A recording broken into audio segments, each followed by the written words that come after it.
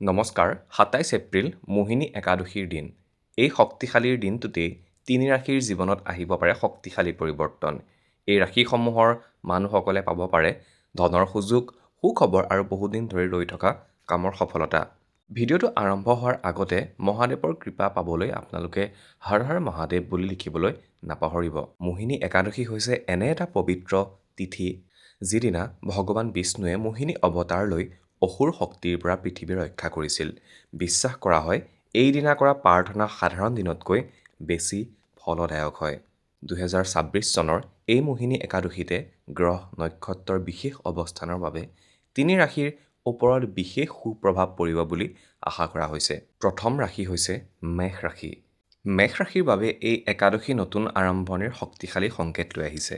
বিশেষকৈ যিসকলে বহুদিন ধৰি নতুন কাম আৰম্ভ কৰিব বিচাৰিছে বা টকা পইচাৰ সমস্যা লৈ চিন্তিত হৈ আছিল, তেওঁলোকৰ বাবে সুযোগ আহিব পাৰে।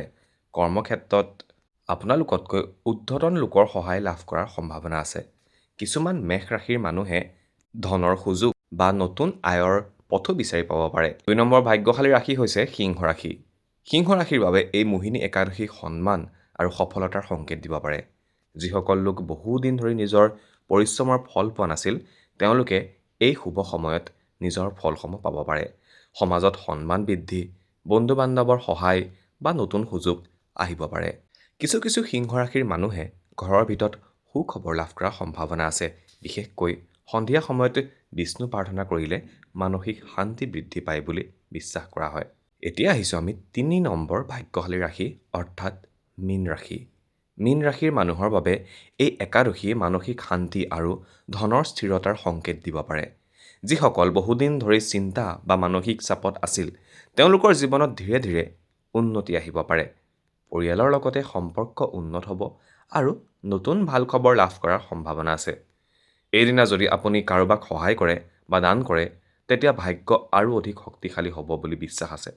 শেষত আপোনালোকলৈ ২টা বোনাছ লৈ আহিছোঁ, যি হৈছে ভগৱানৰ বিশেষ আশীৰ্বাদ থকা 2টা ৰাশি। আৰু এই 2 ৰাশিৰ কথা ক'বই লাগিব, কিয়নো মোহিনী একাদশীৰ দিনা ভগৱান বিষ্ণুৰ বিশেষ গুপ্ত আশীৰ্বাদ থাকিব এই 2 ৰাশিৰ ওপৰত। প্ৰথম বিশেষ আশীৰ্বাদ থকা ৰাশি হৈছে বৃষ ৰাশি। বৃষ ৰাশিৰ মানুহৰ বাবে এইদিনা ধনৰ ক্ষেত্ৰত নতুন সুযোগ আহিব পাৰে। বহুদিন ধৰি ৰৈ থকা কামসমূহো আগবাঢ়িব পাৰে আৰু পৰিয়ালৰ ভিতৰত শান্তি বৃদ্ধি হোৱাৰ সম্ভাৱনা আছে। বিশেষকৈ যদি আপুনি এইদিনা বিষ্ণু নাম স্মৰণ কৰে বা কাৰোবাক সহায় কৰে, তেতিয়া ভাগ্য আৰু অধিক মজবুত হ'ব পাৰে। দ্বিতীয় বিশেষ আশীৰ্বাদ থকা ৰাশি হৈছে তুলা ৰাশি। তুলা ৰাশিৰ মানুহৰ বাবে এই মোহিনী একাদশী মানসিক শান্তি আৰু সফলতাৰ সংকেত দিব পাৰে।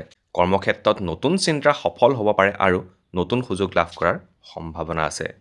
কিছুমান তুলা ৰাশিৰ মানুহে শীঘ্ৰেই ভাল খবৰো পাব পাৰে। যদি আপোনাৰ ৰাশি এই 5টাৰ ভিতৰত আছে, তেন্তে আপোনাৰ বাবে ভিডিঅ'টো নিশ্চয় বিশেষ গুৰুত্বপূৰ্ণ। আৰু যিসকলৰ ৰাশি বাদ পৰি গৈছে, তেওঁলোকে চিন্তা কৰিবলৈ দৰকাৰ নাই, কিয়নো মই নেক্সট ভিডিঅ'ত গুৰুত্বপূৰ্ণ দিন কিছুমান আহিবলগীয়া তাৰ ওপৰত মই ভিডিঅ' বনাম আৰু তাত আপোনালোকৰ ৰাশিটো অন্তৰ্ভুক্ত হ'ব বুলি মই দৃঢ় বিশ্বাসী। ভিডিঅ'টোত আপোনালোকে কমেণ্ট কৰিবলৈ নাপাহৰিব। কমেণ্টত হৰ হৰ মহাদেৱ বুলি লিখিব আৰু ভিডিঅ'টো ভাল লাগিল যদি লাইক কৰিব, শ্বেয়াৰ কৰিব আৰু আমাৰ চেনেলটো ছাবস্ক্ৰাইব কৰিব। ধন্যবাদ।